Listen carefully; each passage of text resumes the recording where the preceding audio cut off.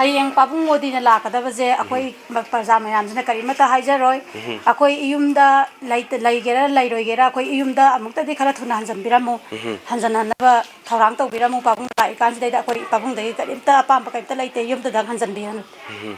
Ahenba kemta pamba na te ahenba amata pamba na te ako'y sana pamde lupa pamde isagi yum segai bodo adu dang da laihanbiramo ya loire sine madu je ima di mana lak hangai la audra hai tare ko hayeng lak to je chahi ani makhai matung uiduna dara sauning badi phau sauning ba phawe so yamna parja jana wadana larise hanna yengakta gai laiba ngami je akhoi yam sauningi moina di moigi jaga du da nungai na laibani akhoi na yum segai bu da yum segai bu da akhoi nungai na nu aga kheraga laijabani sidai da moina di pharabani noigi laibam ne na piri bije akhoi da kaisum taning ba thungba nate moina nungai na thambire na khan taraga ju moina hula iba potuna akhoi da kaimta men ba thungna bana te isa isu mayam sem da ba yaro oi akhoi bu di sigara ju yare isa jing je akhoi sigara kana na semgani isa gi khan bada akhoi mayam ji khan bada ju yam wai